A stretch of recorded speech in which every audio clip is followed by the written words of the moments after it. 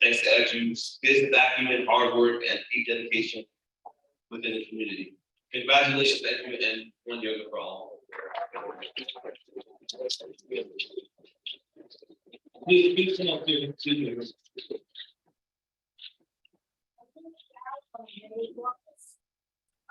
Come up.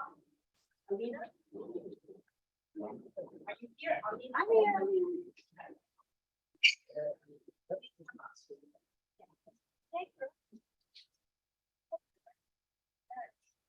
And Laura?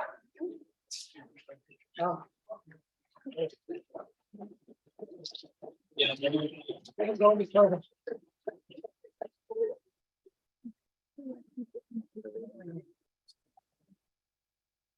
Alina? You're going to see Ken's over there. And Laura? Yeah. If the winners come back up, please. Oh my God. Yeah, we'll do a full group picture.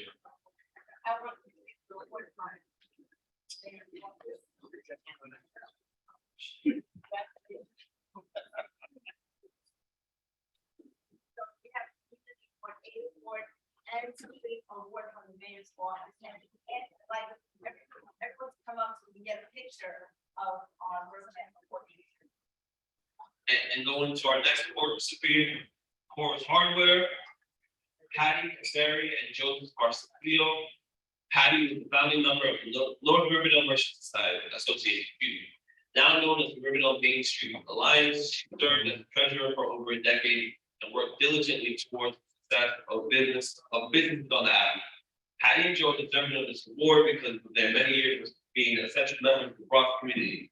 They interacted with the residents, addressing them by their name, asking how they were doing, and gave them the value of stuff.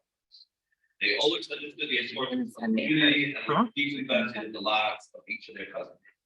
Patty and Joe recently retired, living the dream, and are receiving this award for this long-standing participation of civic activities engaging the Riverdale community.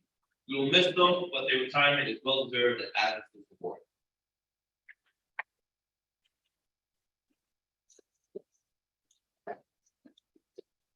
You want me to fix them? No, so I think they can. Daily accepting for pen. Grateful. Yes.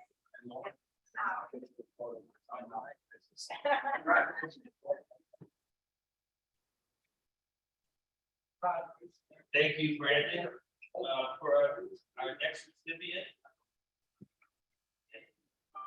Our next recipient is a little bittersweet.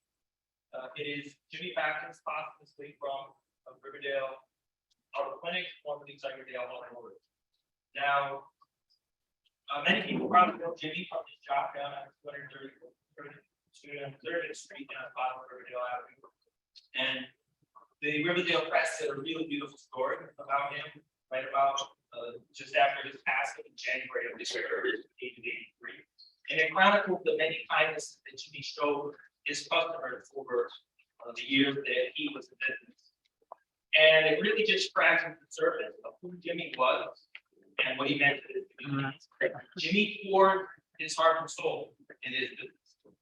And he realized that he couldn't achieve what he accomplished without the community. And as a result, he was always compelled to give back. He was a businessman with a heart. And he made sure that hardworking Bronxites, our friends and neighbors had to get to their job so that they could earn a paycheck and pay their bills, even if they didn't have the money to pay him at that moment. So his generosity, his kindness, his hard work will always be remembered. And I want to thank Riverdale Auto Clinic. Is someone here from Riverdale Auto Clinic? I want to thank you all. I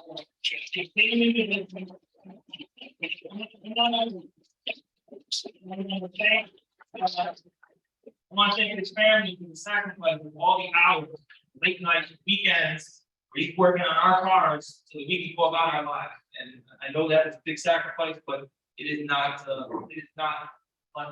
unrecognized, and we appreciate it. So congratulations. Congratulations.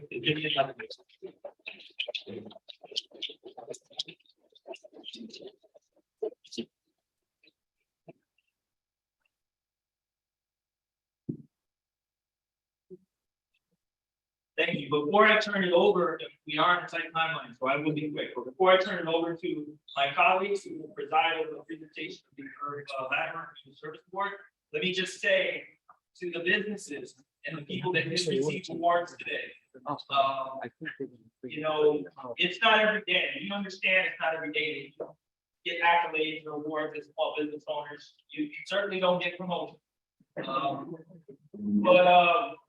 Through this process, the community has spoken, and we recognize not only the professional accomplishments that you have achieved, which are laudable, but the public good and the community benefit that has come from your life's work. So for that, we say thank you, we appreciate you, congratulations, and welcome.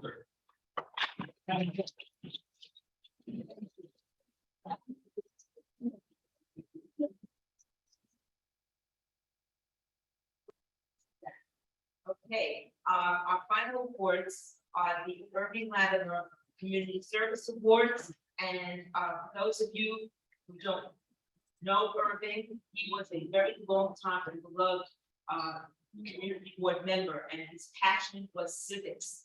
And all our honorees tonight exemplified that passion. At this juncture, I'm going to give it my vote to Rob Jablowski to introduce those winners. Hi, everybody, and I'll try to keep this as short as possible. I'm Rob Jablowski, I'm the Secretary of the Board, and I'm here really just to announce the awards that the committee selected over the course of the spring and summer. And I want to thank them for their participation.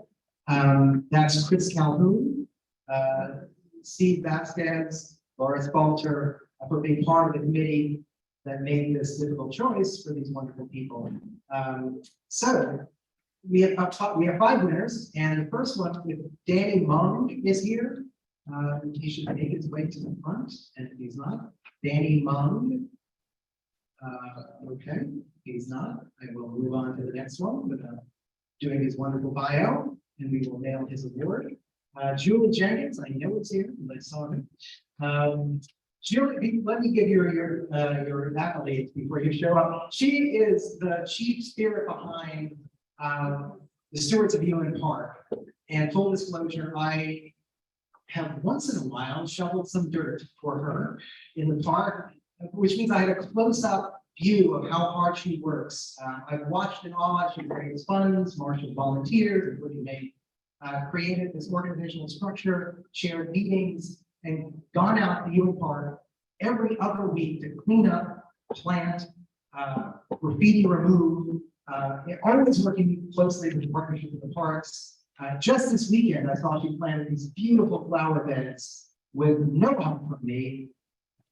My wife reminded me midway through the day, you know, she's a plant. I said, oh, okay. Wonderful work, an amazing mind, an amazing ability to pull people together and get them to do manual labor in the blazing sun. Thank you, Julie, and come up and receive your award.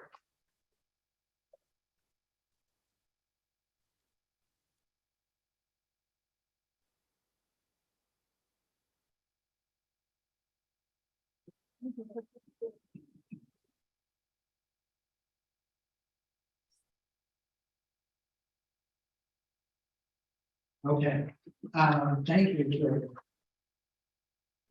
The next awards for Rita Freed for her. If Rita is here, she should make her way to the front. Oh, okay.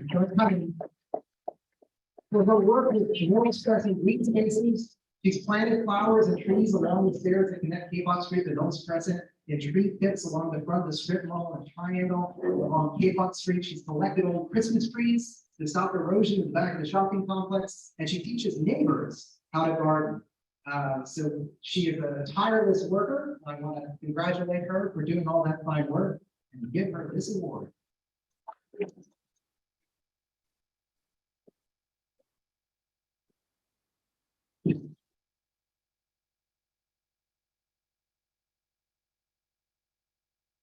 This microphone keeps falling apart. I don't know if that's a key.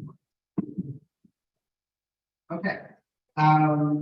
Next are 2 organizations run by several wonderful people. The first one is, I'm looking at it right here, The Friendly Fridge on Broadway 247th Street, it's not on the road, and it's not on our calendar.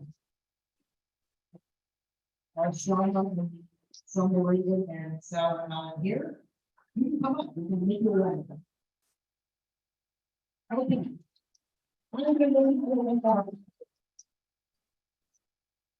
There's very efforts and local restaurants and others to keep the fridge filled with food, help distribute food, vegetables to those who suffer from food insecurity. You can see them really literally at any time of day in front of that fridge on Broadway. I know, you can see them all the time when they're running. The women behind Friendly Fridge were almost nominated last year. This is an inside story. I wanted to nominate them. They didn't want to be nominated because they didn't want the credit, the sole credit for this wonderful communal effort that they think really everyone should be awarded for. So they get another award for their humility. Here are the two.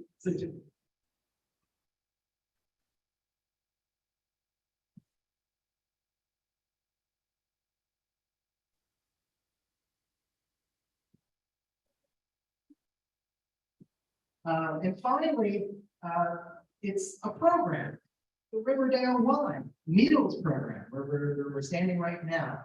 Their nomination consisted mostly of numbers.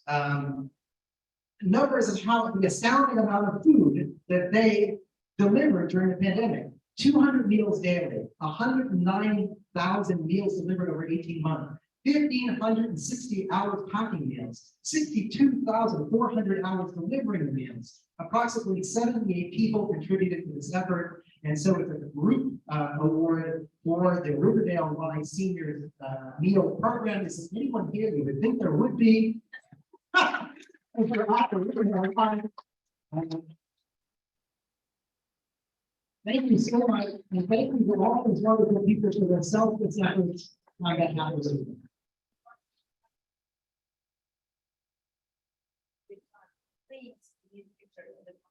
Yeah, those winners of all the awards, if you're willing to hang around, please gather in the back for a group picture.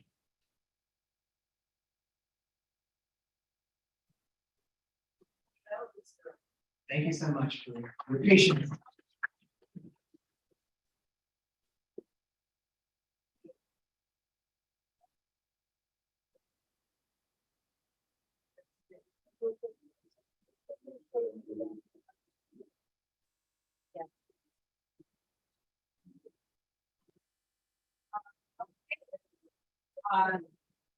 That is wonderful. Congratulations to our hardworking Marines. I'm just giving it a minute to settle, so that we can rest the guard.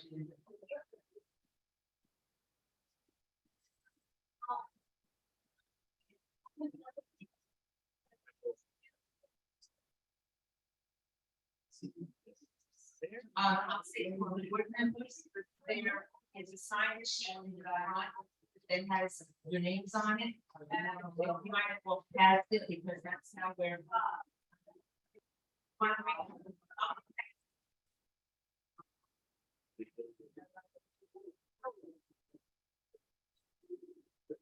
Yeah.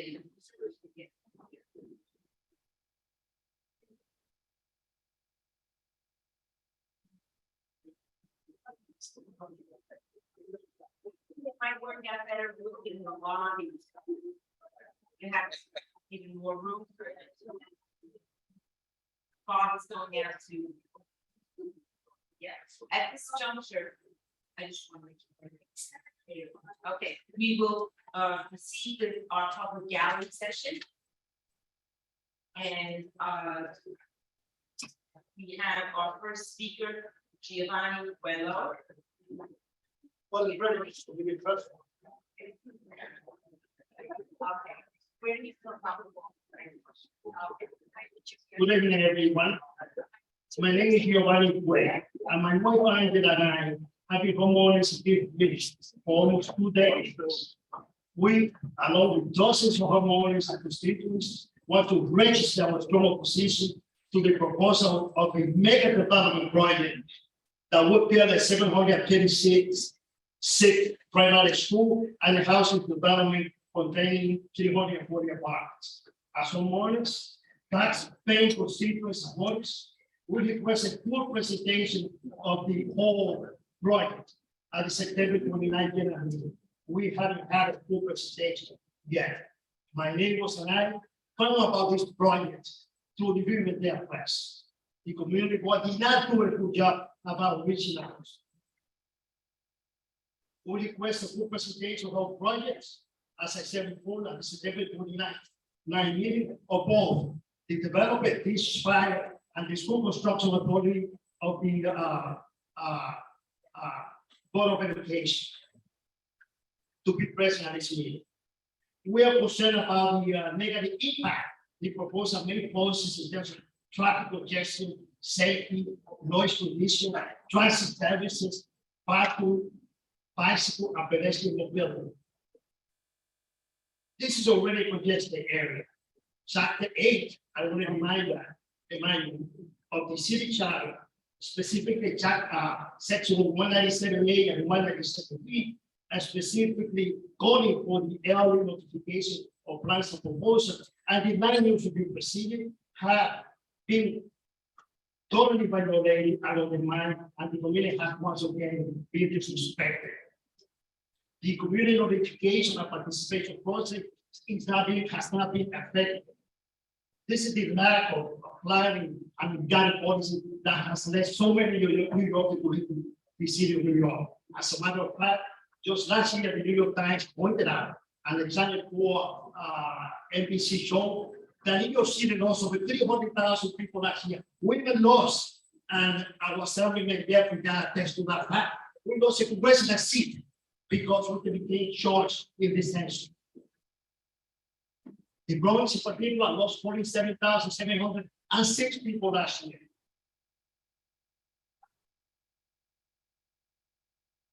I want to finalize by saying that my wife, once again, that my wife Angela and I retired 3 years ago. Our life savings, if purchase a car in an area, we give us stability and peace of mind. Right across from Polo Park. Polo Park South. Well, we can enjoy the nature, walking around the lake, play golf, and eating at the park fresh. Now, our tranquility and peace of mind is being threatened by this fast housing and school development proposal. This will not ruin our property value or our life investment.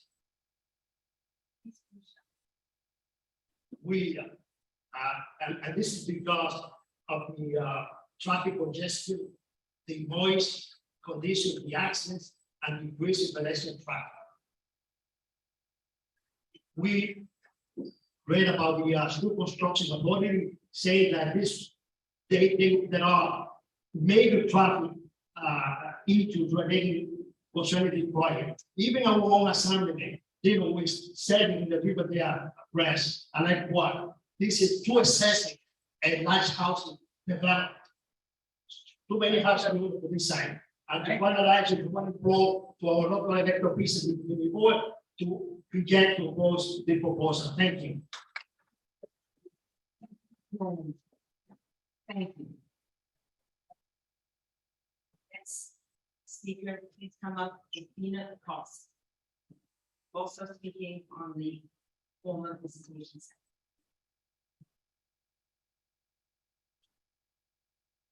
Good evening. My name is Christina Crossan, and I am an owner at 180 Van Cortlandt Park South, which is adjacent to the former visitation site. On behalf of my neighbors in the building, I am here to express deep concern over the proposed development plan for the site and to ask for a full public hearing on the matter, as questions of environmental impact, traffic, parking, and public safety have not been adequately addressed. I would remind everyone here that for us, this proposal is not hypothetical. If it were to be implemented, it would adversely impact us in every possible way, from noise to our commutes, to water pressure and access to sunlight, to property values, and perhaps to the very foundation of our building, quite literally. Although not an exhaustive list, the following are among our greatest concerns. Environmental impact. The site in question, as well as the site arguably, sits on a floodplain, which has seen issues with flooding and sinking in the past. How can it support a built-in project of the size proposed by Tishman Speyer? This question has not been answered. Traffic and parking. How can a building with 336 units be adequately served by 17 parking spaces? What of the school bus traffic, as well as spaces which will be lost due to the Department of Education? What of rush hour in the already congested corridor along Van Cortlandt Park South between Broadway and the entrance to the major beacon? School. There is general agreement that Kingsbridge needs new schools. But is the current proposal with 700 desks and no ground level outdoor space the best option to serve the needs of our children? Where will they gather in the event of a fire drill? Or, God forbid, a fire?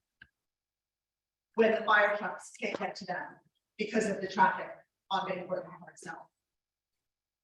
Public safety. The area around the southwest corner of Van Cortlandt Park is known to this body, and I know because I've spoken to some of you, for the quality of life and safety issues, including homelessness, out of control parties in the summer months, and the use of motorbikes, both on the roads and in the park. The 50th precinct already does not have adequate resources to deal with these issues. Adding roughly 1,000 or perhaps more new residents will only exacerbate existing issues and dilute already scarce resources. Need. With 5 new residential buildings and 3 new shopping centers built just on Broadway alone, do we need a 336 unit building with retail? And finally, I want to speak on behalf of our future neighbors. There is no reason for affordable housing to be bad housing, with 40 units per floor resembling a prison more than a residential building.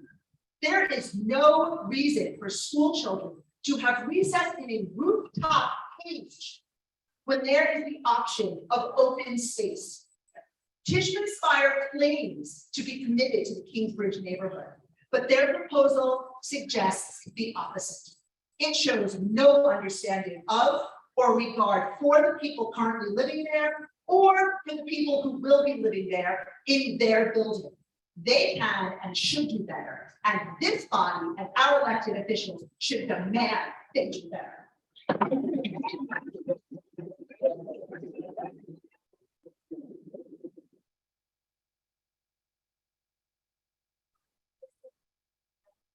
Testimony or email to the board office. How do you do? We can have to those testimony. Okay. Okay. Thank you very much.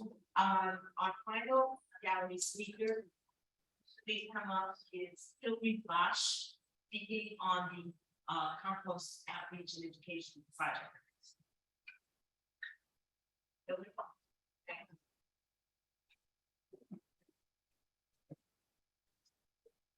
Hi, everyone.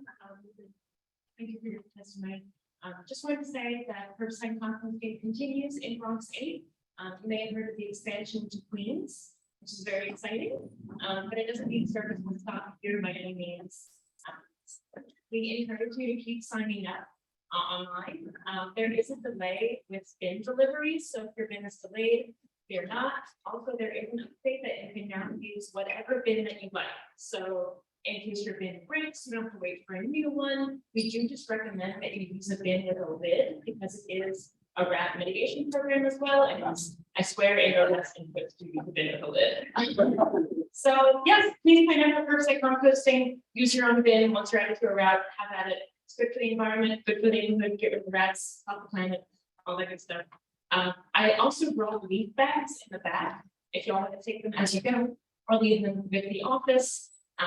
If you have curbside composting, you can just use your brown bin. If you don't, You can use one of those on special leaf collection days, which are the same every year, November 27th and December 11th. Those are on the website as well. And yeah, that's all. Thanks, everyone. Thank you.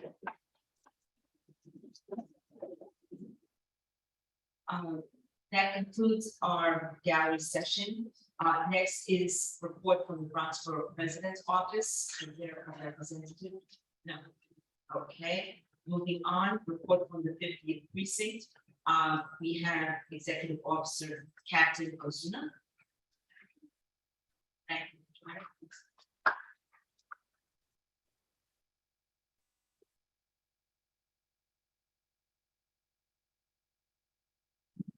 Good evening, my name is Angelina Zuna. Thank you for having me. And I will read a couple of numbers here from the report. From our crime stats at the 50th precinct, which we will start by saying that we have increased by 47% in crime here in the 50th precinct, just this week alone. And the majority is being driven by grand larceny auto. Last year, at the same time, we only had 1 car stolen. This year we have 4, which have brought our numbers up significantly. And a lot of grand larcenies from auto cars. So you guys know that the converters have been being stolen from the cars. There's another issue right now with grand larceny in the neighborhood. Also, we're up in total for the 28-day period. That's a 36% increase. All our major crimes like robbery and rape and murder are down, but we still have a big issue with burglaries and grand larcenies. Any questions or concerns? I've heard some of your concerns recently, but we are trying our best at the 50th precinct to get more resources in the area. Right now, we have our new officers that just graduated in the corner on Broadway by the business district. And we're continuing to keep the community safe. If you see anything, please call us. Make sure you're reporting these grand larcenies on the cars. You might think it's nothing, but we'll be able to point out where these crimes are happening, so we can send our resources over. Thank you so much. We have chief questions with the faculty, the board members. Yes. I just want to say, again, that quality of life still matters in the neighborhood. From the motorcycles to the loud music, the things that affect all of us, that don't let people sleep. I know the major things are what you look at, but please do not forget the small We things. are also very confident of where that's where we get a lot of noise complaints, which are a lot. Now that the summer months are over, those will reduce. But yes, we have a big issue with noise complaints in the area that we're taking a look at it. We have our neighborhood coordinators out there answering everything on one job. Thank you, thank you. Captain, I have a question for you. A few months ago, I brought up a problem on Broadway. We have cars speeding consistently on Broadway. And running red lights at the intersection. So I'm right in that park. I've been for the park 5 or 6 times a week. And I consistently see cars that are driving way in excess of 25 miles an hour. And always running the red light, either at Marsh Blue and Broadway or 259 and Broadway. In the past, we have sometimes had patrol car parked in the park just inside the Marsh Blue entrance different times of day.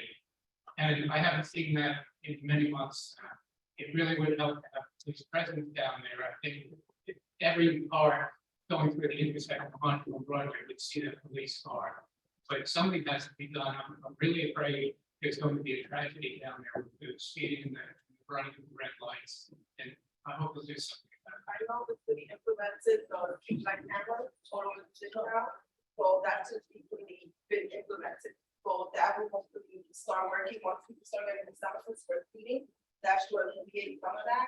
And now we're getting more back to the summer. We had a lot of people out on watching beach and we need to outside the back of the precinct. So we would look to put a car out there where there's being more concerned. Also, we're starting to do a lot more checkpoints to alleviate those problems, because a lot of our crimes are being done in front of you. So we're really looking into doing more car stops and getting these motorbikes off the streets. Thank you. Thank you. I see there are other questions. However, we need to move on with our program, and I encourage you to attend public safety meetings where we bring up neighborhood issues. Also, my your parents also will give out her business card and we can all kind of concern and right, we'll get back. Right, and if you're here for a few minutes, perhaps others can just make a beeline and ask the question, but since we have a tight deadline to get out, so I'm limiting, and I appreciate everybody's patience with that. Thank you. Thank you.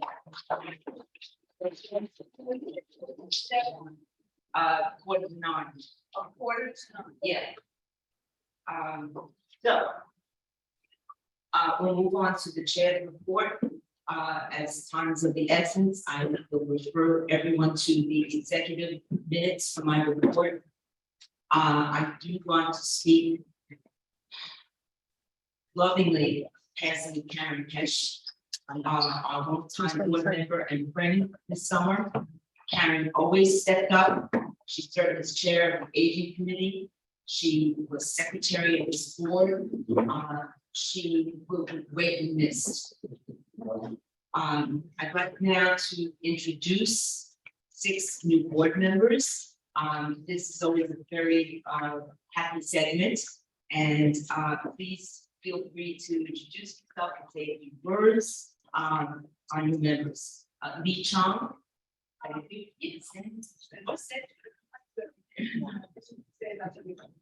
name is Lee Chong. I lived in the CBD for about 5 years, a long time, sorry. But when I first moved in, I was going to be sworn as public member, involved in the housing committee, that's where I met Julie, and related to aging parcels. And got involved in aging. I'm a retiree, so I have a lot of free time. I'll take advantage of that. Thank you. Next, Ingrid DeTosta. Ingrid. That was thank you for safety for independence.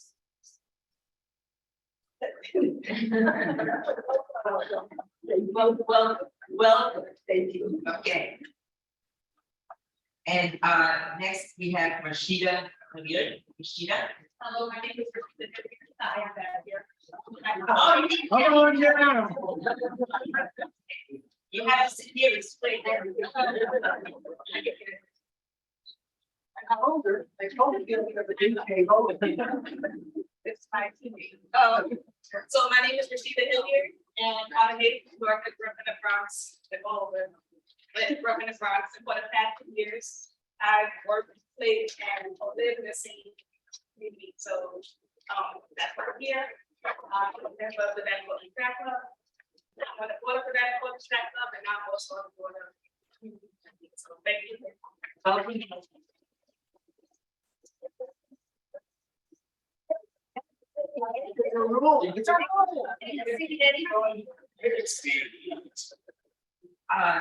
Next is Scott Carpenter. Scott. I'm Scott Carpenter and Serena Virgo, 12 years, attorney, prosecutor, just like the courts, seeing where the passion is going to be, surface.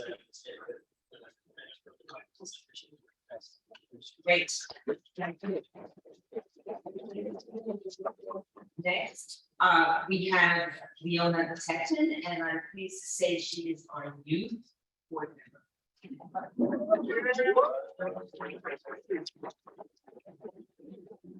My name is Leona Texton, and I've lived in Riverdale my entire life, which is about 17 years, so I felt obligated.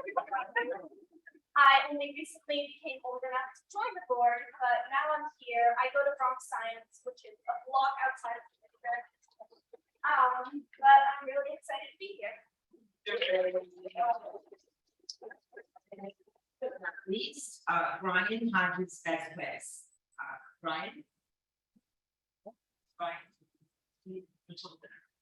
Okay, well, we'll need him, I'm sure, next time.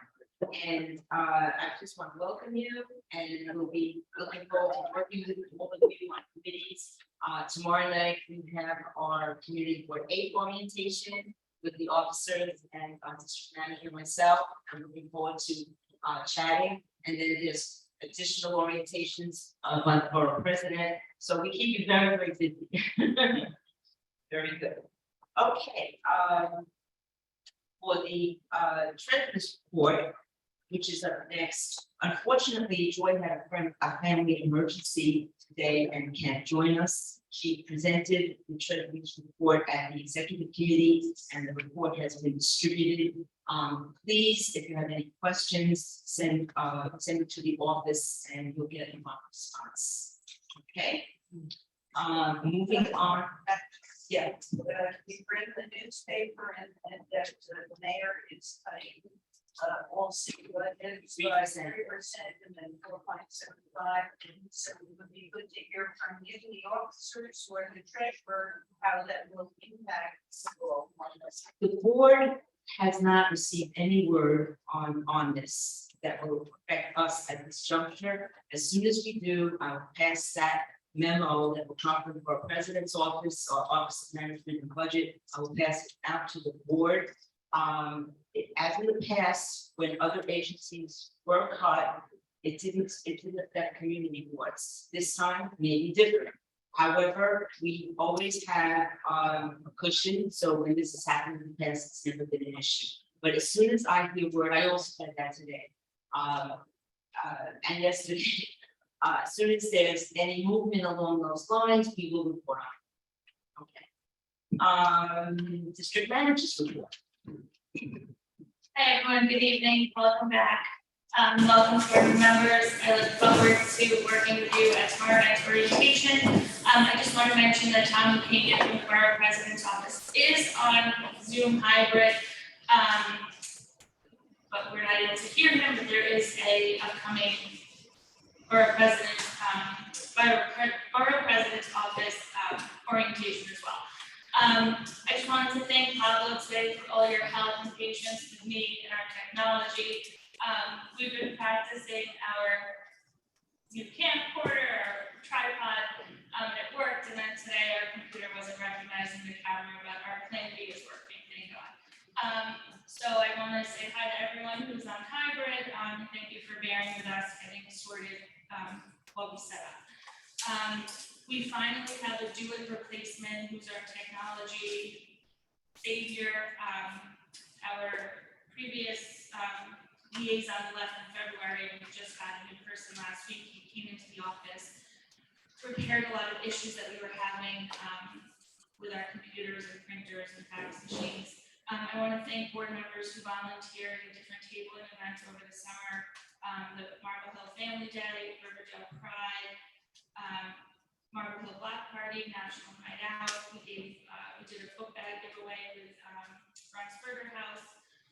We're going to be partnering with our elected officials on a job fair the next few weeks, so I'm sure you'll talk more about that, but I wanted to thank you guys for that opportunity. Yesterday started our borough budget consultations, so I'll be continuing to update committee chairs on how that went. We have two more regarding the sexual harassment training. Most of you have completed it. If you haven't, please reach out to us and we'll work with you on getting that completed. That's all I have. Thank you very much. Thank you, Kira. Today was very hectic. Dan. Just one question, Kira. I know I asked the is the office staff still doing hybrid, or we call that in person? The office staff. We're back in person. Okay, so One of us is not back in person for 5 days, but That's- that's a lot. that's the question. So all three staff members are not involved.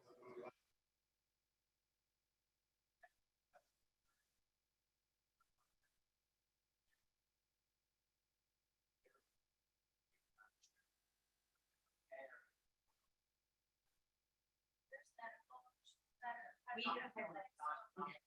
Okay, and we had those issues. You know, I was on. No, the goal is to come back into the office as much as possible and work out a weekly schedule to do that. There's one person who works hybrid on the office, when I work office, trying to do hybrid. If you want to make information, post the website, start with the dolphins. Okay, so that people go through it, people get in there all day, so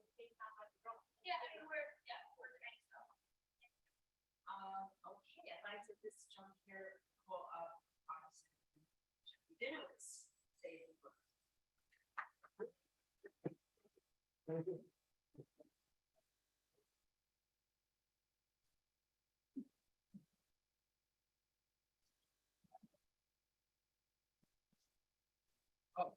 well, here. Well, hello, everybody. It's mostly good to be back here in person. And it's good to see everybody. Welcome to the, I guess, 6 new board members. You don't know which. So I'm gonna just mention a laundry list of things, but I'm not gonna go into a lot of detail in no particular order. We did we did 4 shredding events, my office, along with the council's office and Congressman Espaillat and Senator Bailey. In the spring, we're going to be hopefully doing a couple more shredding events this fall in Riverdale and Kingsbridge, which is this board. I mean, hundreds of people who showed up. We have a lot of people who say a lot of stuff. I'm not supposed to use the word order, so I will not use the word order, but I'm one of them. So I'm going to try to set that up again, and people seem to be very happy with us doing that. We're also doing our usual flu shots. The dates that will be set up shortly, so you get the announcements. I just wanted to mention a few things. First of all, thank you to Laura. We were at the 9/11 event at Indoor Gardens the other day on Sunday, and it was really it's just a touching event. Thank you for doing that. You should know a few things about the ballot in November. I'm not talking about me. On the ballot will be the Environmental Bond Act. There will be 4 ballot proposals on the back of your ballots. The Environmental Bond Act, and I'm just going to say, please vote for it, even though I'm not getting political. It's really very important. It has a lot of important stuff dealing with everything that we have to address right now on climate change, resiliency, and much more. There are 3 other proposals on the ballot that are city charter proposals that deal on the issue of equity. You should read those. I would strongly recommend you actually go online and read the text of each of these proposals, because they're really very important. When you go to vote, you don't see they just give you like a capsule summary, and it doesn't necessarily give you everything you need to know. So please read that, because educated voters are the best voters. In special session at the end of June, early July, the legislature passed first passage of a constitutional amendment for New York State Equal Rights Amendment, and that was partially done in response to the Supreme Court ruling overturning Roe v. Wade. And the way the constitutional process works in New York is that it has to be, an amendment has to be passed by 2 successive state legislatures. So we passed first passage this year, presumably next passage will be next year with the new legislature coming in, and then it will be presented to the voters at some point thereafter, maybe next year, but I would personally recommend it be done in 2024. People are actually coming out to vote. So the ERA will be on the ballot, presumably either next year or in 2024.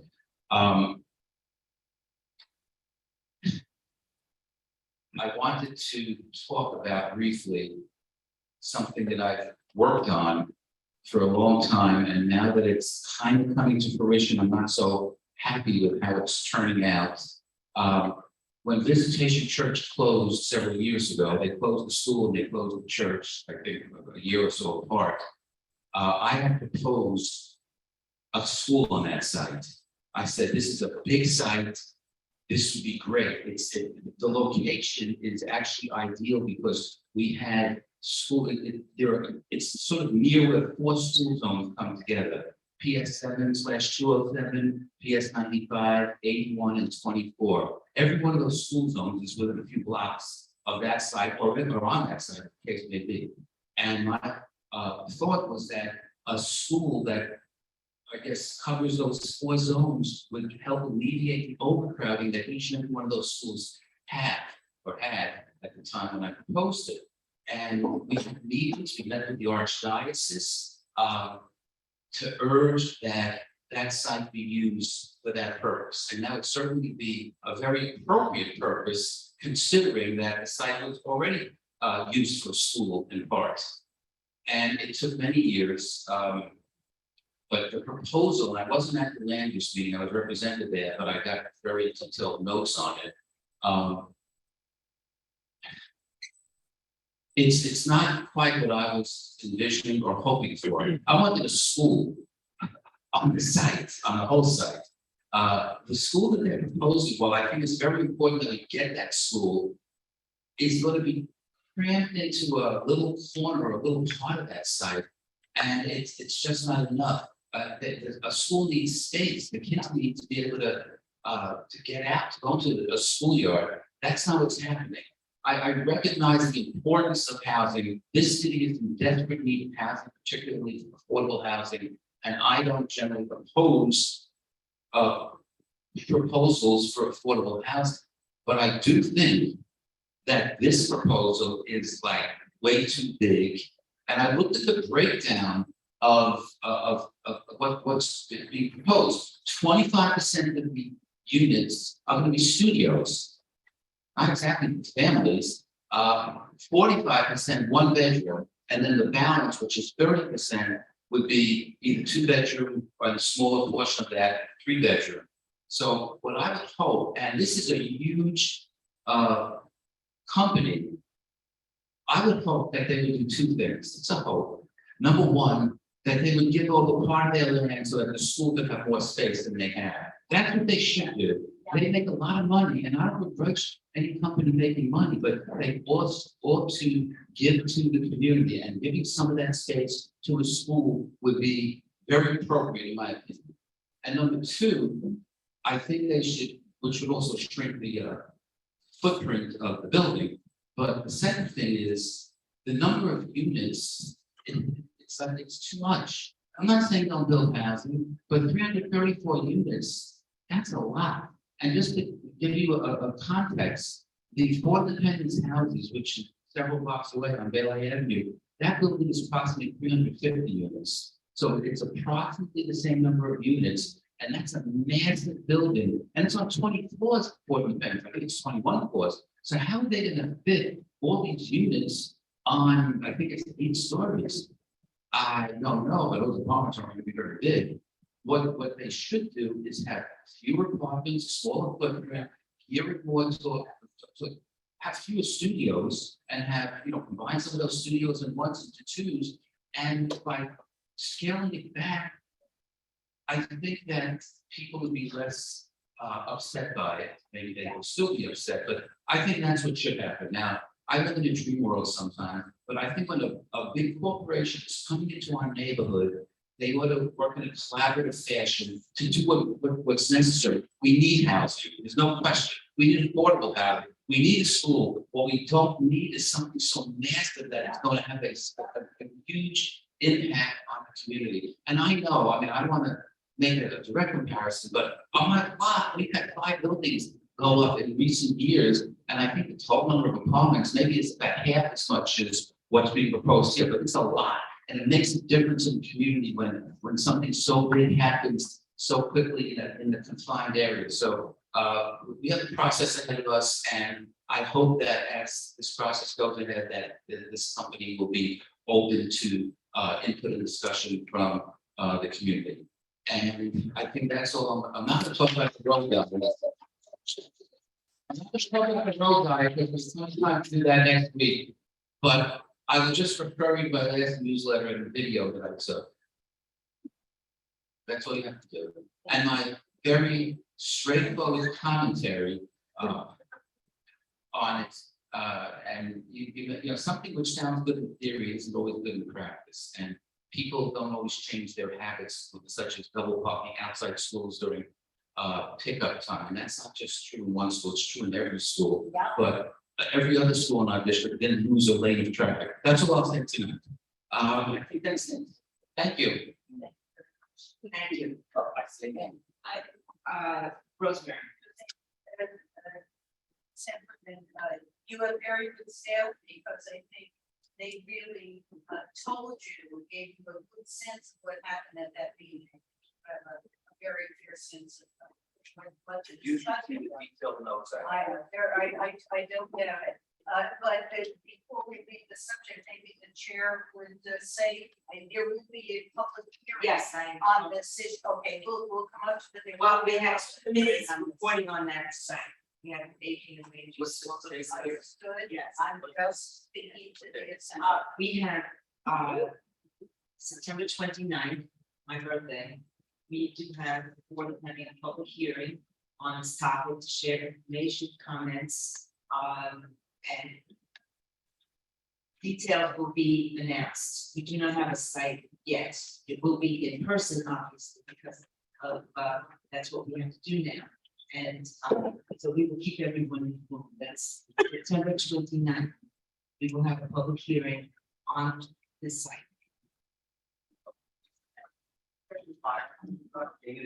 Thank you.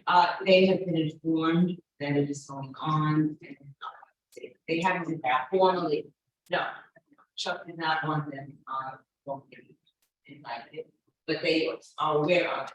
So I'm following Chuck's lead on that. I know he's not here, so.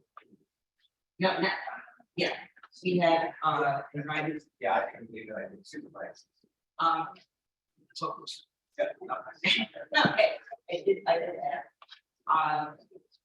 Okay, I'd like to, if I, Councilman Diddle to say a few words.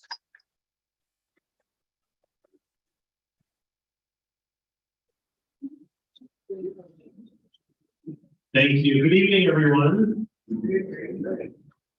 Thanks, Ricky. Good evening, everyone. And especially to the new members, congratulations on your appointment to the board. I think my first full board or first lady, one of the two, was in this room. But that means nothing, but just excited. First, I want to make sure you know that I have a newsletter that goes out about every week via email.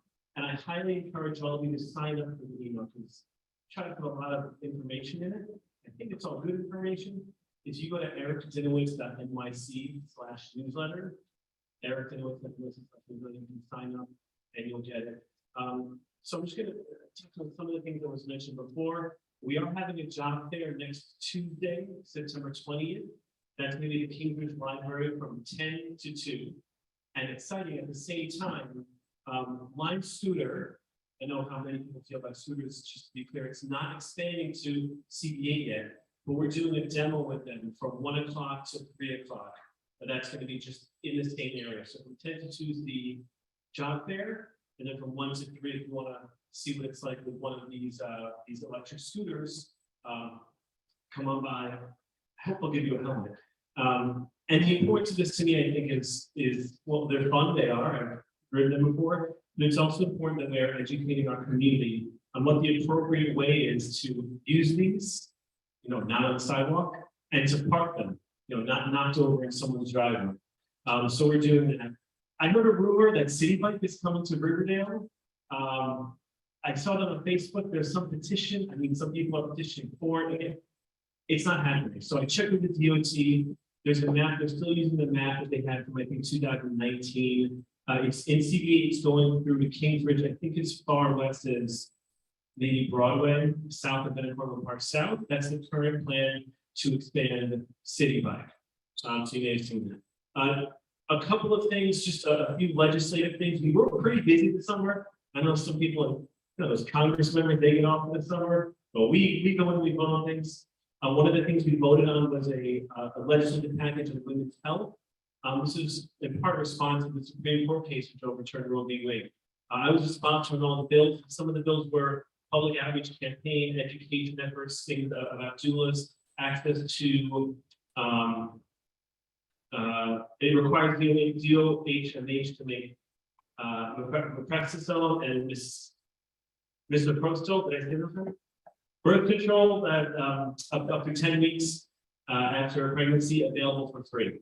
And it also protects women from legal action from other states' laws. There's like 2 different bills that we passed regarding that, but some of the other states are saying you're not allowed to go to another state and get an abortion. But these bills we passed will protect women from legal action.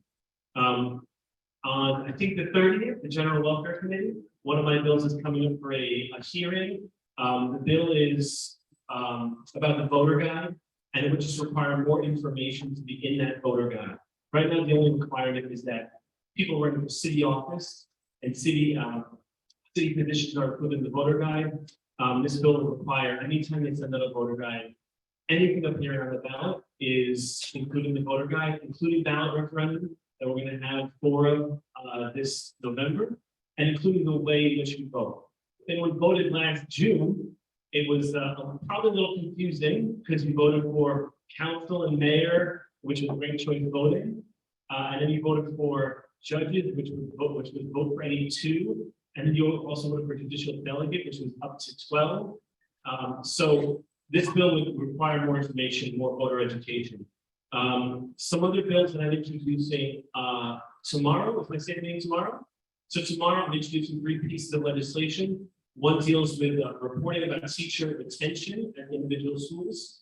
One is to help set up a program for students with disabilities transitioning from high school to CUNY. And then allowing 311, the attributes of 311, your computer to transmit image and video data. We've got a lot of complaints about things going on at people's homes, but they couldn't really transmit pictures of it to 311. What this bill will do is will allow them to do that. Some of the other legislation I'm working on include 311. I know quality life is really important, making sure 311 works properly and well, is responsive to your needs as part of that. So there's one about a feedback system for 311, allowing you to immediate feedback as to whether or not a case was actually closed. And if you use the app, you know it's a case closed. And many times it's not the case. So to allow you to provide that immediate feedback on the app. GPS location data, we're working on, if you're in the middle of a park and there's something going on, you want to report it through one, you should be able to get GPS data instead of a home address, which hope doesn't exist in the middle of a park. So, and that's all I'll do on that. Traffic, of course, is always an issue. So I took a tour a couple weeks back with the chair of the Transportation and Infrastructure Committee on the council. And some of the things I brought up was at that time it was proposed road diet. But my main concern would be the responsiveness of the DOT. Because regardless of how you feel about the road diet, I would hope there's a little disagreement about the fact that the DOT is not responsive to the community. There was almost unanimous support for left turn signals. To night, DOT flat out said no. There are still crossings along Riverdale Avenue that have no ramps whatsoever. So they do these redesigns, but it's a redesign for some. It's not a redesign for people with disabilities, not to mention older adults who might trip and fall, parents with double strollers, let's say, if you're one of those parents. So I remain deeply troubled by the views of lack of responsiveness and lack of care about our concerns, again, especially for the disability community. Some of the other things I spoke about with her were undesignated streets. A lot of the area north of 246 and west of Henrietta Parkway are just undesignated. They don't belong to the DOT. And I noticed it's pointed to a lot of paving issues over there. So we're looking for solutions to that. And lastly, we passed the budget in June. I'll just go over a couple of the highlights. Things I was able to allocate. The community $3 million, over $3 million for our local schools. So that includes things like new bathroom at PSW4. I think there was one week we're getting a new track at Intech Academy and tons of after school programs. I guess roughly over $10 million for parks, including over $5 million for Van Portland Park. About $250,000 about allocated cleanups. Want to say every time I'm here is that there's an area in the district that, whether it's graffiti, whether it's garbage on the street, or do the trees need trimming, reach out to the office because we fund nonprofit organizations that will go there and beautify the neighborhood and clean the neighborhood. And last, because I heard it mentioned about one of the honorees, the Bronx delegation got a pot of money for food pantry initiative. So I co-chaired the Bronx delegation. And one of the things we did was we allocated separately $100,000 to Common Pantry. And you may know Common Pantry because we worked with them and we started food distribution at the Riverdale Neighborhood House. And we started food distribution at the Amalgamated Athletic Hall. Those are ongoing, those are once a month. They're still sign up. And additionally, we're allocating another $147,000 to food pantries throughout District 11. And lastly, because it came up, Peg, you know, the 3% cut. The council finance team is still talking with OMB about any of the details about that. But what we were told is that the 3% cannot come from layoffs or from increased fines. What can you certify? Oh, one bill for you that I sent out to surgery. This is just for you. Okay. It's just for you. I'm talking about you because you've been talking about this since, since I was on the board and probably long before that, car thefts. Right, we've been talking a lot about that, and now we're hearing a lot of catalytic converters. So there's a bill I signed on to. I don't want to get the information on, but it would require that anyone purchasing a catalytic converter be provided with proof of ownership. So someone should just like, let's say, I don't know, hypothetically take the catalytic converter from my mom's car or something, and just fun. And sell it. They would need to provide proof of ownership, proof that this exchange actually happened, and hopefully that will stem this proliferation of catalytic converter thefts. I'm going to leave it there. Yeah, it's looking for you. No one else cares about I'm going to leave it there. I'm going to leave a couple of questions. I think it's from board members. And I have other things to go to. Questions? Yes, last time at our law committee, we went over the council productions. And one of them was Councilman Salamanca, who was introducing something on the education site. What is the status? What can you do about it as a council? So the visitation. Okay, well, I'm just gonna leave this. It's get a new microphone. I guess you can't with the peg. The visit. Okay, so what's going before Salamanca's committee is not about the visitation site. It's specifically about the school. So that is the vote that needs to occur for the school to be built. The building itself is as of right. It is, they can build it, whatever. And I have been stressing, a lot of the concerns I know everyone here has, and it's something mentioned, which is the size of it, the distribution of apartments, parking, traffic, all of those things. I've communicated to the developer. I'm going to keep communicating to the developer. But again, the new vote itself, I believe, is just about whether or not the school can be built, not about the housing. The school site is only for a school. Yeah. I agree. Just to give you a very simple example, it said they're going to have 2,500 square feet of outdoor space for children. That's a basketball court. 2,500 square feet is a basketball court for 738 kids. A shame. It's so the SCA, DOE, they have to completely rethink this, and we're looking for our council members to address this. I don't know how. I'm just trying to. Yes. Thank you.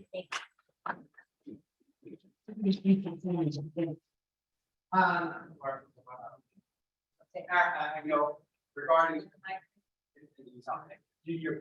Okay, so. Forget CA for the constituent side of that project, as of right. I believe they said HPD was part of the financing in that package. Perhaps that's something where office can reach out if it is a city agency that would be help subsidize when you're financing it to help work on some of the issues that we have. Yes. Yeah. I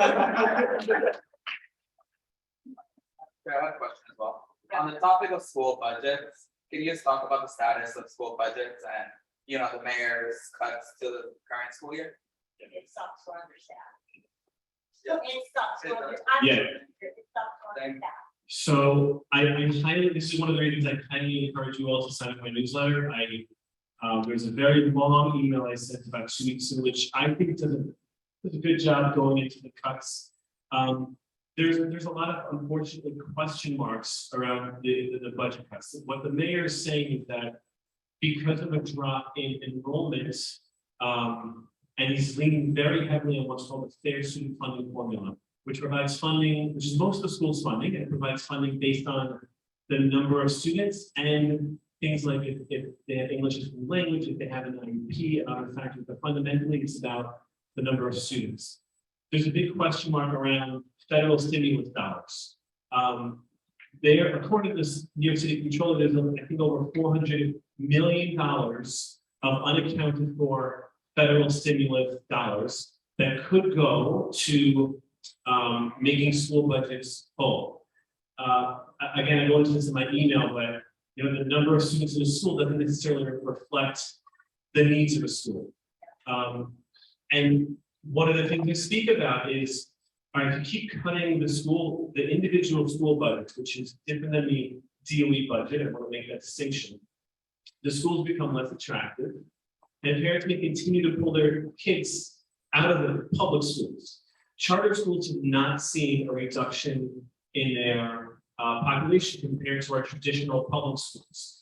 I believe in part that's because of what we are and are not providing to our students. And even last year, if you, I don't know how many of you pay attention to things like that, even 2 years ago, I was talking about the need to have clear, consistent communication. What the charter schools, a lot of them did, which I think was very effective, was they did very early on. This is the thing about 2020. When the school year began, they said, we are going to go back in person, or we're going to go back in person in November. All right. And then the public schools were saying, all right, we're going back in person. No, we're not, just kidding. Well, we maybe are. Okay, it's going to be hybrid. And they went back and forth. So that's one of the things going on. We are continuing past the resolution last Tuesday, urging the mayor to fund the local store. And this is something that he is able to do through his authority based on mayoral control. He can fund the local public schools. Unfortunately, I think a lot of the damage has been done, and that teachers have already been accessed. And even if budgets are made whole at this point, it's good. I mean, money's money, but teachers have already been accessed. Principals have already started to make their schedules, cut arts programs, things of that nature. And I'll end this one other bill. One of the resolutions introducing is encouraging the state to have the arts and music as a required core curriculum subject, be required for every child, not just what it is now, which is clearly a throwaway. If you just get rid of your arts teachers. I'll leave it there. I'm happy to talk to anyone after this, but I know you have a more meeting to get to. Thank you, everyone. Thank you. We'll proceed with our committee reports of vendor, Parks and Recreation. Committee will be meeting on September 28th at the Van Cortlandt Golf House. And I hope to get the agenda out and distribute it to the board members by the end of the week. I would like to remind my fellow board members, I am the interim chair of this committee. We need a chair for the committee, and we need somebody to step up, so please bear that in mind. Thank you. Thank you, Bob. Rosemary? Chair, there is some information in the executive committee report about the public design commission about the CSX project. In June, this board voted in favor of the Big Landing and correct. But there was testimony about how the park was inadequate, that 10 feet was a sidewalk and not a park, that there was no relationship between the design and the retail community, or the design and the community. I am summarizing way down what the I would like the full board to know, and you can send the actual questioning by the PDC commissioners, several design commissioners on the project. Every question was about how it was inadequate for park design, inadequate. Rosemary, I sent it at the time. You recall, everybody got. I decided to say. No, but I only have to say that I'm asking everyone, begging you to keep comments brief, because we have all the reports to get through, and we only have 20 minutes left. Are you stopping? That's I would appreciate it. If You're you could stuck. wind it up, yeah, wind it up, please. And I'll let Bob give a brief answer.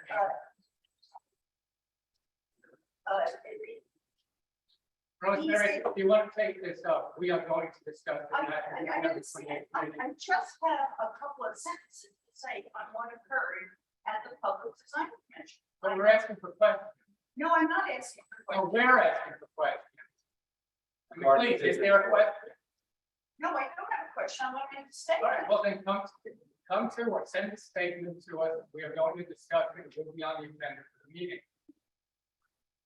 I'll Yeah, say- we have a serious time problem tonight. That's Well, all. We're asking. then maybe part of the agenda should be put over to another time. But there, I don't understand. This is a deliberative board. We get to speak on issues. I have now spoken for 2 minutes on a subject that was the subject of a major resolution by this board. And I don't understand why this is not the appropriate place to have a few comments on what occurred after it. I just don't understand, okay? If you want me to stop, I will stop. But I want to know that I have things to say about what happened at the Public Design Commission, and I will not say them now if that is your desire. Thank you, Rosemary. Thank you. I hope that it will be discussed in the Parks Committee. Moving on to public safety. Right, well, it's good to see everybody back. I had this long speech, which I was gonna break down to all of our summer recaps, and I think Laura would take my head off. If I did that. So, I'm just gonna say that the next public safety meeting is on Tuesday, September 20th at the 50th precinct at 7 p.m. And I just wanted to welcome and thank Scott for signing up for public safety, and looking forward to working with you. You know, we were out of session for a few months, a lot happened, but if you want to give a breakdown, come to the public safety meeting. The only thing I will say is that I will drop a little bad news that over the last year, crime in our area has gone up 66%, as the police captain provided earlier. So and robbery is up 107%. So we have a serious issue here. So you know, that being said, it's not too late for anyone who wants to sign up for the public safety committee to do so. And for various reasons, we lost a bunch of committee members over the summer, and we have a real issue here. So if anyone wants to get involved in the public safety committee, please sign up. It's not too late for that. Thank you, and catch up with us at the committee to get over the next.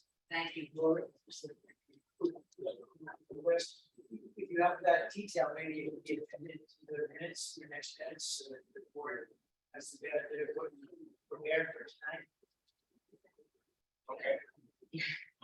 Yeah, Ed and I had meetings with Mayor Adams on crime and what we want to see in community board aid. That will be a very interesting report. Yes, it was a series. And I don't talk about the good plates, fake license plates that still popping up in your committee. I can't say that it's, we really have, I mean, we hear about it from time to time, but it hasn't been something that's been. Good. Okay, the next report, TNT. Kelly? Hi, good evening, everyone. Thank you for coming. I look forward to seeing everyone on Thursday, September 15th for the TNT meeting, which will be held at St. Margaret Woodford, which is school, that's down the block. Great, thank you. I'll be- Thank you. That way. And DMC, DMC has been invited. They will be there, and it's appropriate to give your personal anecdotes. Feedback, I say anecdotes and anecdotes. I need an anecdote right now. You know, how's it working out for you? Okay, so that's the opportunity to give them feedback. Next report is you. We already met in September to vote on the comeback kids, so come join us in October, otherwise see my minutes. Thank you, everyone. Thank you. Aging committee. Hi, everyone. Good to see everyone again. We had our first meeting yesterday on Zoom, lucked out. And, hybrid, threat, so, look forward to seeing you. The minutes will be out this week. We had a great planning meeting as well as updates on what happened, recently. And, so we're looking forward to an exciting year. If anybody is available, the second Monday of every month at 4:00, join us.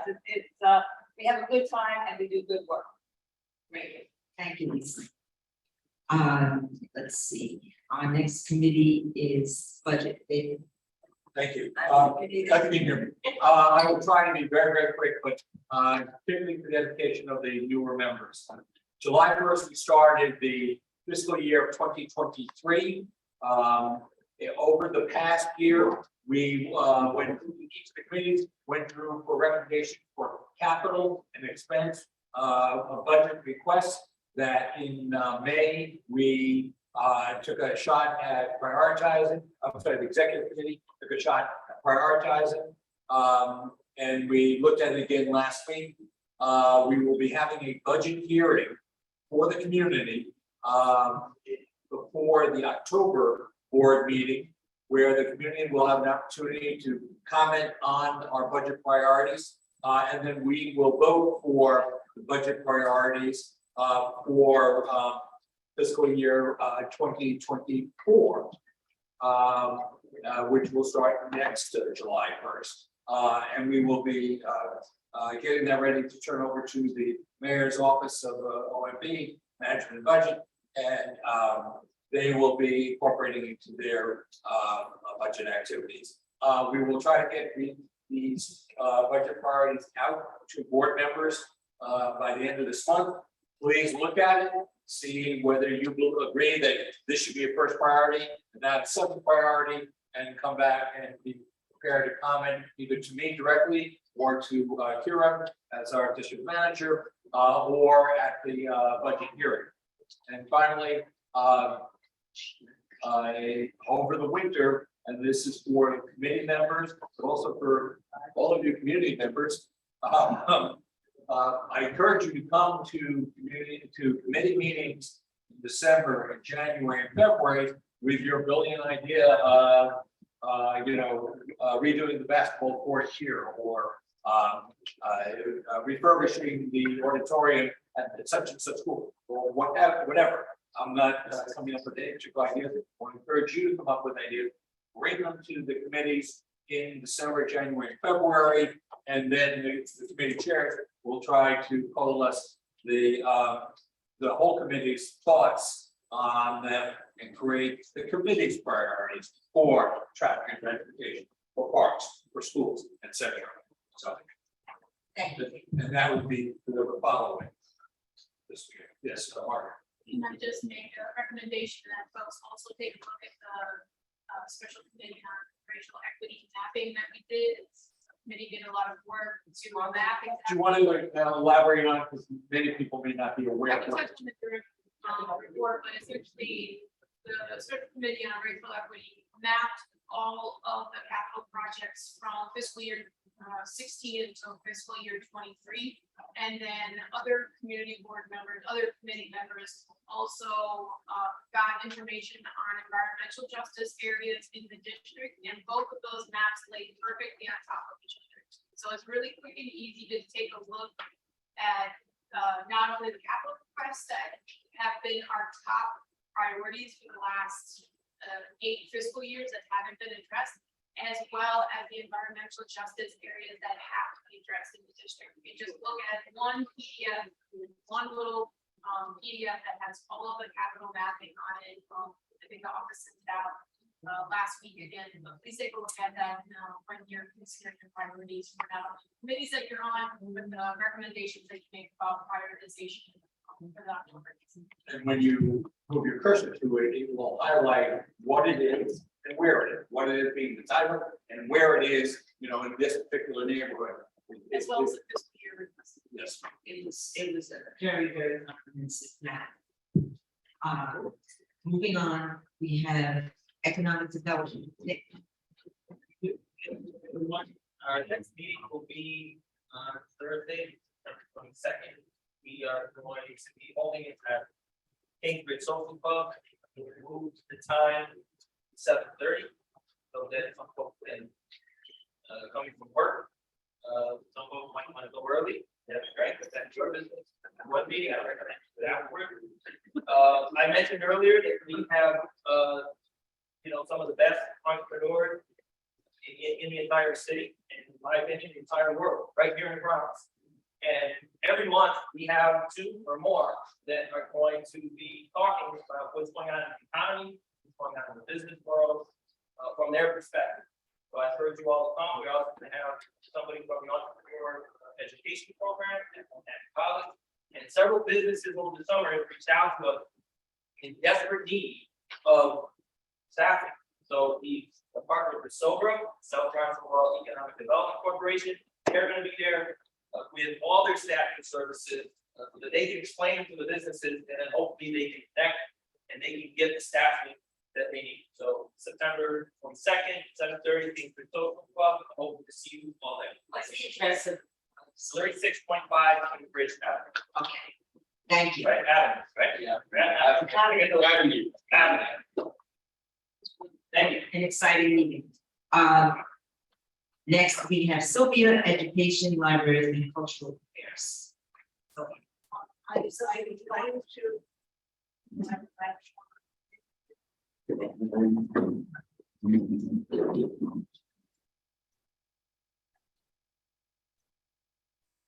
I'm going to piggyback on the Assemblyman's heartfelt feeling about the school on the type of visitation.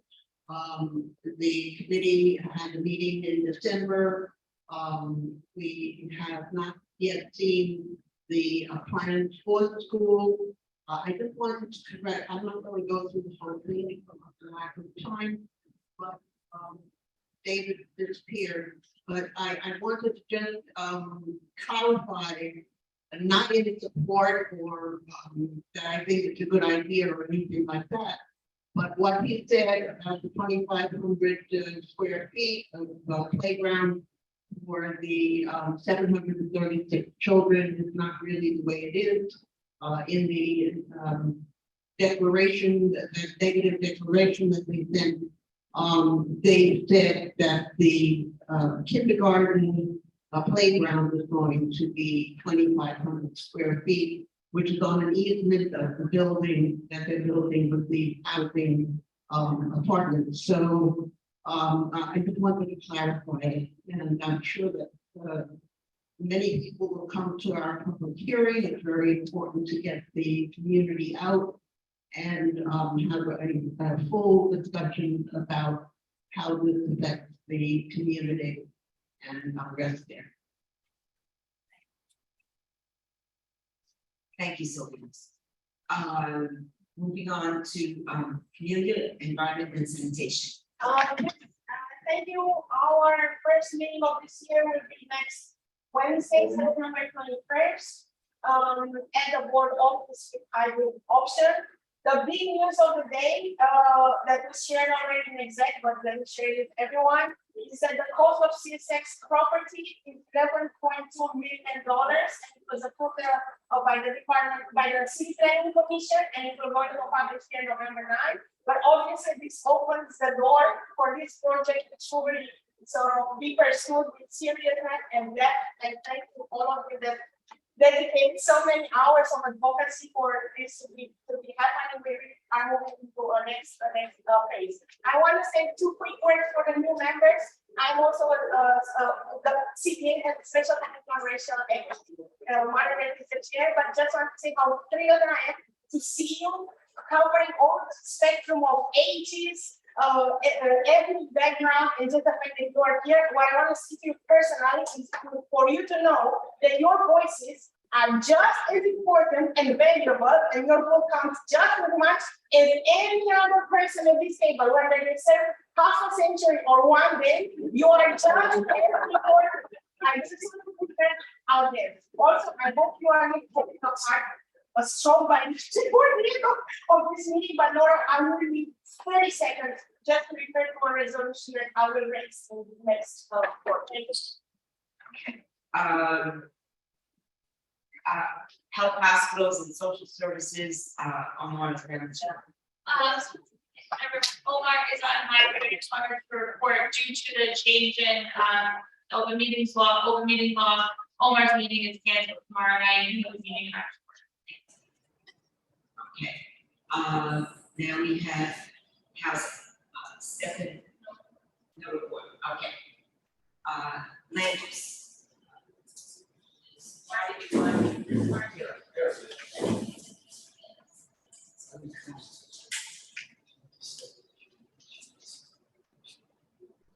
Thank you.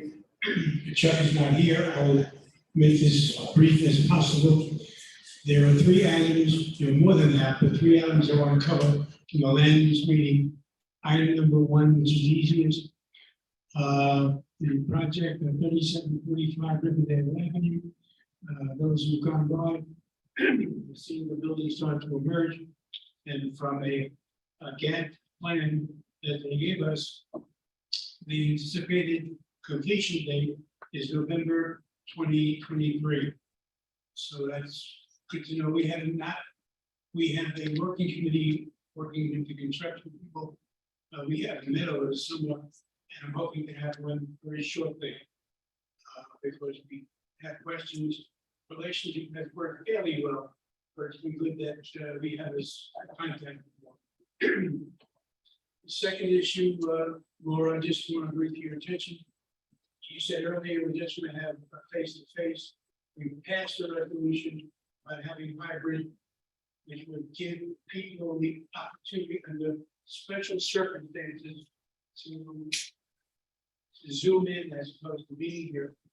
A discussion at, I got ahead of myself, at the rules and ethics, was that we have not established the conditions under which such is allowed and who approves it and that works. So I'm asking you. Okay, but I think the committee would come up with some guidelines. Yes, definitely. Thank you. My next item. Visitation site has been mentioned a couple of times, so I want to be very briefly and help those new people to the board just understand what's going on. There was a school there, there was a church there. Drive by, you see the giant piece of property. Senator Dinowitz indicated that he had tried to lobby with the archdiocese or the diocese to begin the entire land to be used for a school. In December, Sylvia ran a public hearing. The entire world was invited, and we had a presentation from the School Construction Authority, which it appears we got snookered because they gave us a piece of information for which they had very little to share. On the giant information you did us in the head last week at the land use meeting when Citrus Spear gave us the bigger picture. And so we were told initially by SCA that the diocese would not sell the property to the school. It would only sell it to a larger entity, Citrus Spear. And then they're the ones who broke it up so that there could be a school there.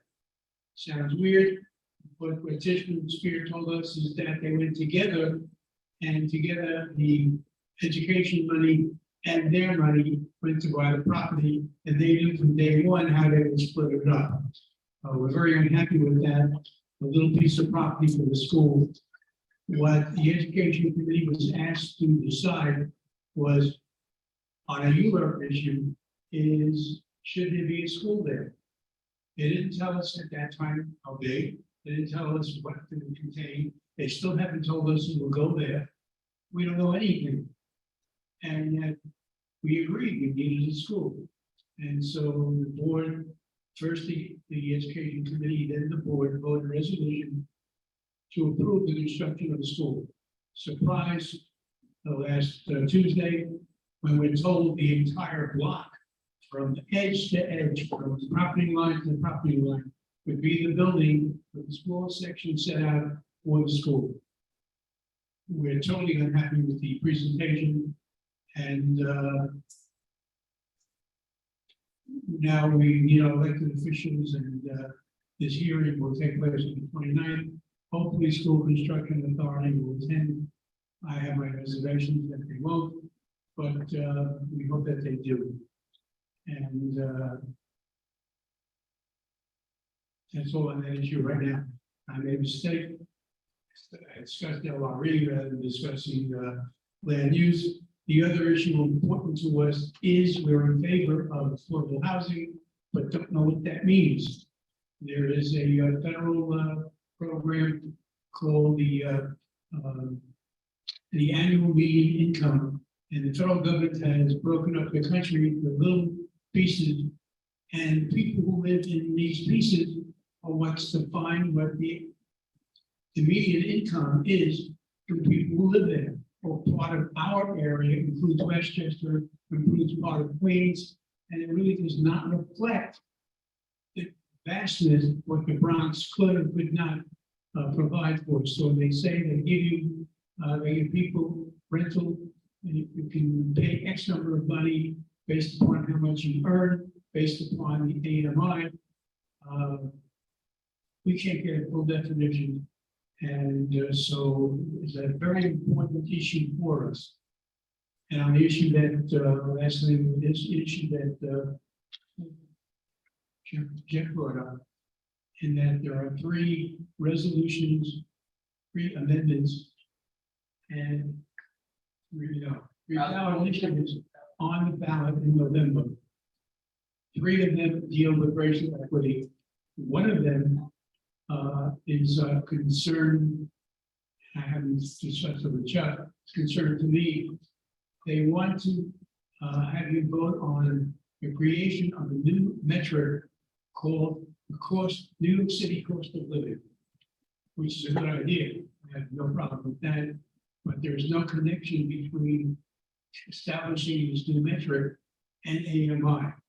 And I asked the spokesperson who came to the SPRE committee, how are they related? And right now there is no relationship. So I support the idea, but I don't know how it'll be used.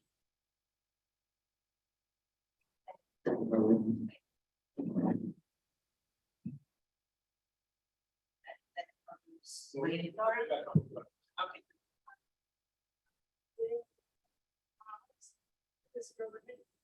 AMI is determined by OCD or by HUD, Federal Housing Agency. It's usually used if federal dollars are used. If there are no federal dollars, HPD and HCR does not have to use the AMI. In fact, you can actually use city planning also does an AMI based on community court census tract. Now, if you want to have it go in, to give the income, people who are eligible for affordable housing in that particular area, you need to get the city planning or the census tract, get AMI in for that particular area by solicitation. If you want to affordable housing. We will look into that, and I hope that we'll work with the housing chair and the land use chair on this. When I was working at. No, that would be very important expertise. Thank you, Lee. I need to make a statement. My eyes, because of my new glasses, I think we have 12 minutes. Okay, we have to be out the door. We will not come back. So that is why some of you may think I'm the B word tonight, but I think that's Beautiful. Okay, so I'm getting very nervous because we have the minutes to approve, and we have to vote on that, and so let's go. Okay, special committee on Hudson River Greenwich. No report. Okay, special committee on racial equity. No, minutes. Okay, thank you. Special committee on veteran services. November 6th is the scheduled Memorial Grove, November 4th, possible cleanup I'll be forever 20 minutes for our next meeting. Okay, so, that's November, November 6th, Memorial Road. yes, but the cleanup, It's been possibly November 4th, I just heard. okay, have you been in touch with Portland Park? Yes. Perfect. I will. Okay, we'll get that out. Discussion of the executive committee meeting minutes of June 23rd. 2022, that was the special. Any discussion? Okay, September 7th, 2022. Discussion. Motion to approve. Okay, well, we only have discussion. We need the approval of the board committee, the minutes of June 29th, 2022. I have some language for you. Okay, yes. Would you accept a discussion took place about the $5,000 allocation received from Councilman Rodriguez to purchase trees from the Parks Department, plant trees and. I'm sorry, sorry. I thought I was forgetting. I was trying to. So this is the sentence that I would put in. A discussion took place about the $5,000 allocation received from Councilmember Rodriguez to purchase trees from the Parks Department to plant them in Marble Hill. Is that enough?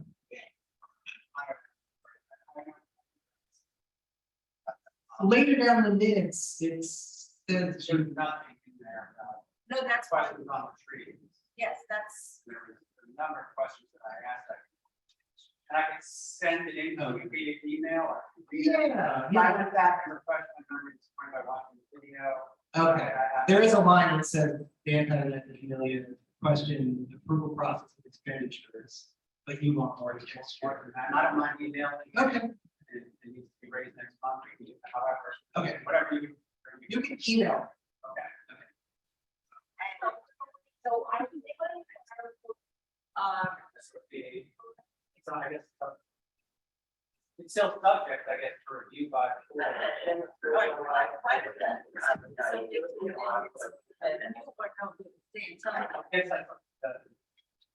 respect.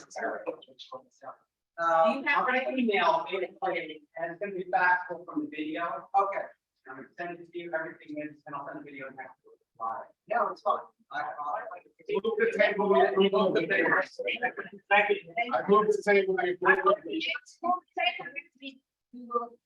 Next meeting. Yes, no problem. Okay, so, all right, I want to tell everybody that this has been a terrific meeting tonight, our big way, at the internet years and our hybrid. Motion to adjourn. Oh, yeah. Good,